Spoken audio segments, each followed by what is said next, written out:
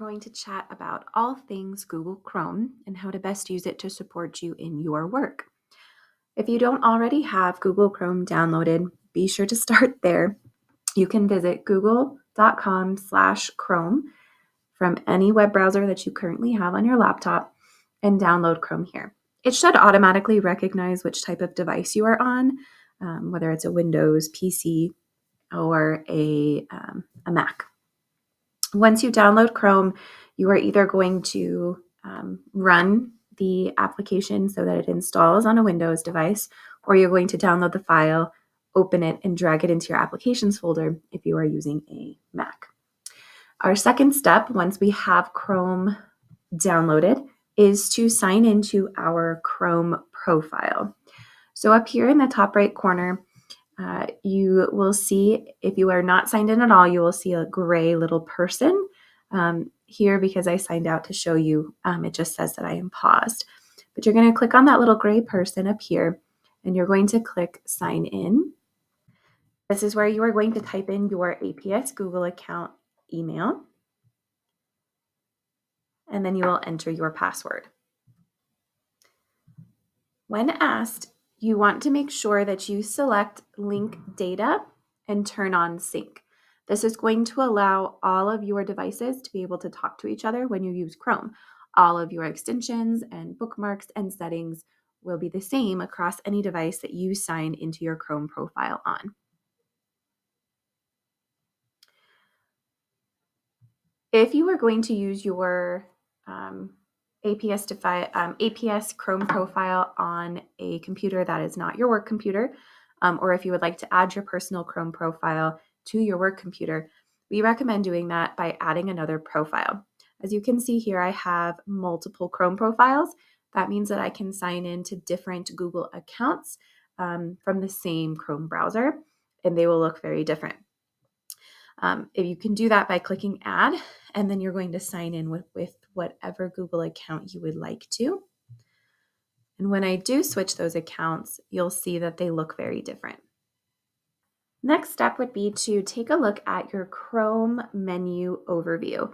Up here at the top, you see that you have your address bar. Down below is your bookmarks bar if you are using those. These are your Chrome extensions. We'll talk about those again soon. If we click on the three dots next to our little profile picture or the letter of our name, if we have not included a picture yet, this is your Chrome menu. You can open up a new tab. You can open a whole new window. You can open a new incognito window. What this does is it lets you browse the internet without actually being signed into your account. This is great for testing whether parents can access things that you share. Additionally, from this menu, you can view your history, any downloads you have. This is where you can manage your bookmarks. Showing the bookmarks bar is how we would include those things down here. And you can also go to your bookmark manager to organize everything, put them into folders, rearrange them, that kind of thing. You can also zoom in and out from here. Under the settings menu, you are able to access some settings for the Chrome browser. You can take a look at your autofill if you would like to save any passwords, addresses, payment methods. Privacy and security, this is where you can go and clear your browsing data, your cookies, things like that can help your browser run better after time. You can also perform safety checks. Performance is where we can go to change some settings to allow Chrome to work better, depending on different instances. Appearance, this is where we can change the theme. We'll come back and do this in a minute and show where our panel is, font sizes. If we would like our font to be bigger, we can change that here. We can also customize the fonts that we see in our Chrome browser. Under search engine, we highly recommend that you keep your search engine Google so that everything communicates. Sometimes this gets switched by students, and that's why sometimes they aren't able to access websites. So this is a good thing to always check. Right here, we can determine whether or not Chrome is going to be our default browser, meaning any links that you open or things that your computer pulls right away will be Google. If you do not have Chrome as your default browser, you can change that setting here. Under On Startup, you are able to change what is automatically open or what doesn't close whenever you close your Chrome browser if you would like to. You can change the languages that you see, spell check settings. Here's where you can manage where all of your downloads go if you would like them to be in a specific folder. Here's your accessibility features. System, this is a lot of things you may not need. Extensions menu and About Chrome is where we can go to see if our browser is up to date. If we click on, this is our Chrome profile person button. Down here is our Google account button. If we click here, we can go to manage your Google account. And this is where we can see what is happening with our personal account, not just our Chrome browser. So this is applicable to our specific account with our specific information. Can manage all of your major settings here, any personal info you have attached, your data and privacy. You can see where you've gone, what you've done. Security will let you see how your password is doing. And then other times that other devices that you have signed into your your Google account into. People and sharing. This is where you decide if you need to block anybody, connect any of your contacts, things like that. And if you'd like to add payments and subscriptions, you can do that here. The beautiful thing about Chrome is that it is tab-based. So anytime you click on a link, it will open in a new tab for you. And if you would like to add a little extra organization to your tabs, you are able to do that in a couple different ways. If I use Canva often, or whatever this tab happens to be, I can right click and find lots of different tools. I can open a new tab to the right of this one. I can add this tab to a reading list for later. I can add this tab to a group. Maybe this is my daily folder, right? These are tabs that I use daily and I never want to lose them. I don't want to have to keep reopening them. I can color it whatever I want. And then now you can see that it has our little our group heading, and now this tab is color coded. Maybe Seesaw is also a tab that I use daily. And so I can right click on it again, add this tab to my group daily, and now those are together. I can close all of those tabs and now they live in this little folder over here. And when I click open, I see all of those tabs. Something else I can do, if I don't want to create a group, I just want to make sure I don't accidentally close something. I can right click on this tab and click pin. It's going to send it all the way over here. And I no longer am able to close this without right clicking on it. If I do want to close the tab, all I have to do is press this X button. If I did that accidentally, come to your tab bar over here where nothing is open, right click, reopen closed tab, and it'll bring it right back for you. If I would like to open a new tab, I simply just have to press this plus, or you can right click and open new tab to the right. If you would like to be able to use your speakers for your laptop as an option, but you do not want to hear the sound that's coming out of a certain website that you have open, if you right click, you can mute that site.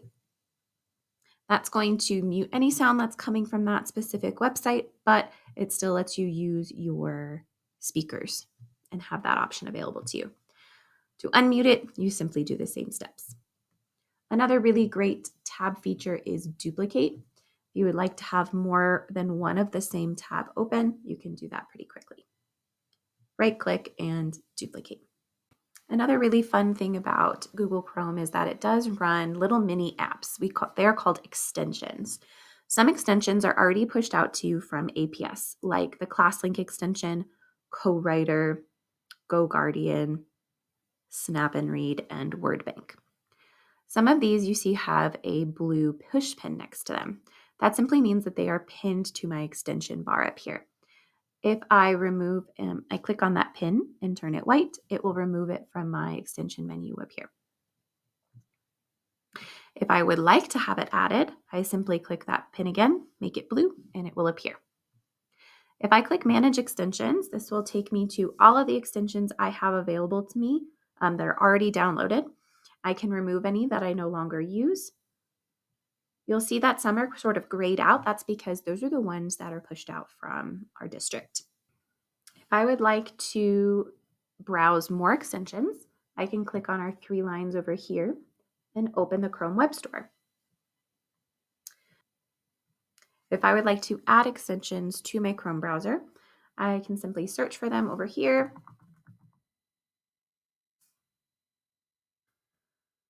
Click on the one I would like and click Add to Chrome. It will ask you if you would really like to do that. You can click Add Extension. If it is available, it will probably open automatically. If for some reason it is not allowing you to add something to Chrome, that's probably because it's blocked, and you can just put in a request ticket to have it unblocked. The other thing we can search for in our Chrome Web Store are Chrome themes. These are background pictures and color combinations that allow you to really personalize your Chrome experience. There are lots based on just simple colors, but also artist pieces in lots of different categories. So if you find one that you like, all you need to do is select it, and then you can click Add to Chrome. The change will happen automatically. You can see that it occurred for you. And now when I open a new tab, everything is changed. Back here, I've actually added a specific picture by clicking on this pencil. If I choose Classic Chrome, it will be the theme background like you see in the preview. If I do not want this theme, I've tried it, I see what it's like, I can simply click Undo, and it's going to go back to whatever I had last. I highly recommend that for each of your different profiles, you use a different theme. That way you can quickly see which one you are in. Like I said, you can customize the background picture of your Chrome browser. Clicking on the pencil down here, you can find different folders with different types of pictures in them. Select one that you really like, click Done, and now the background is changed. You can also change what the shortcuts are, either your shortcuts that you create or your most visited sites. Those are the ones that are down here. Hope this helps. Enjoy your time in Google Chrome.